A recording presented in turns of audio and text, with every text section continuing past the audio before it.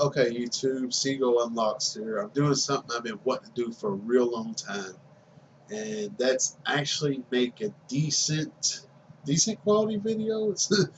I mean, it's just probably gonna look crappy to y'all and sound crappy, but before this, I was doing it off my phone, so me actually not recording a picture of the computer screen while I'm using the computer. If I actually screen record that screen and throw it all together, it might look better than this. So yeah, this is my good version of a video.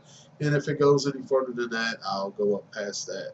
But anyway, people always ask about unlocking phones. They want to know how to unlock phones.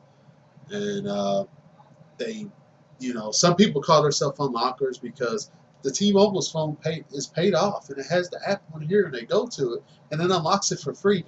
Now they know how to unlock phones. No, that's not the case. When you go to that app and it says it don't meet device requirements to be unlocked, and then you modify the phone to make it unlock, then you can call yourself an unlocker.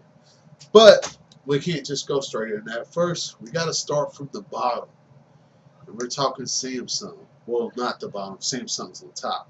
But we're going to start at the bottom of the learning process. And that's understanding firmwares and how to upgrade your firmware and change the firmware on your phone, because you're going to be doing this a lot.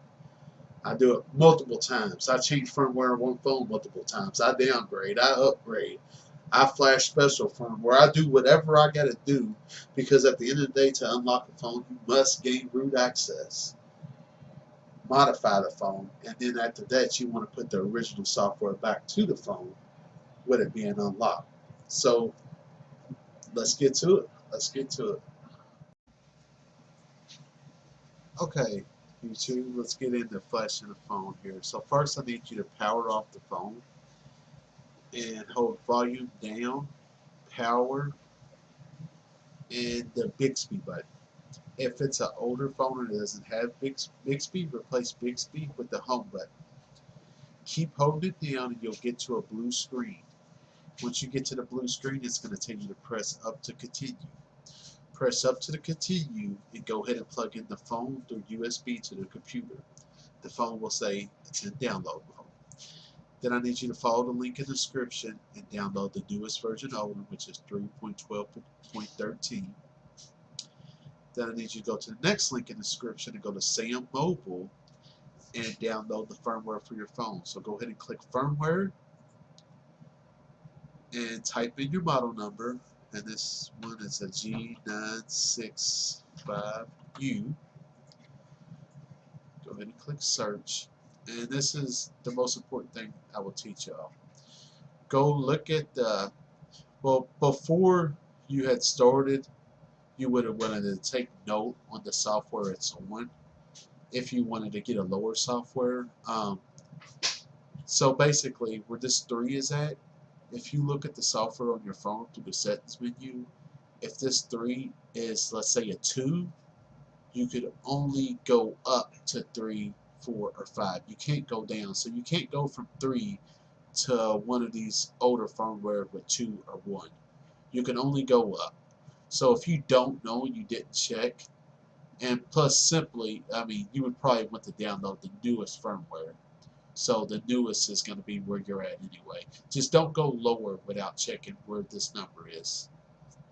So after you go ahead and download it, it's going to be in a zip file. You're going to go ahead and extract the contents to the desktop.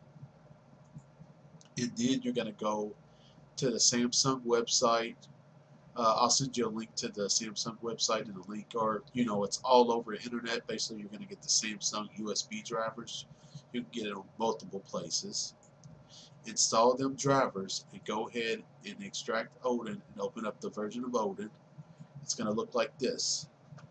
Then what you're going to do, you're going to click on these categories. First, let's say CP, and within the firmware, you're going to get all these files. So let's go ahead and double click the CP file. It's going to load up. CSC file right here. It's going to load up. The bootloader file, the BL right here. It's going to load up. I had already did it.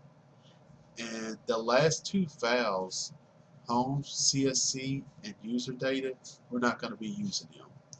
And don't click anything else. Just go ahead and plug in the phone. Make sure it's on the blue downloading screen and hit start.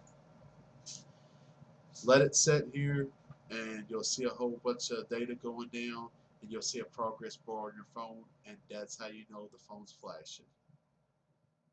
And so once, alright, so that was fun. A couple side notes: when you plug in the phone after installing the drivers, make sure on the left hand side of Odin you see that it says added, and it detects the phone.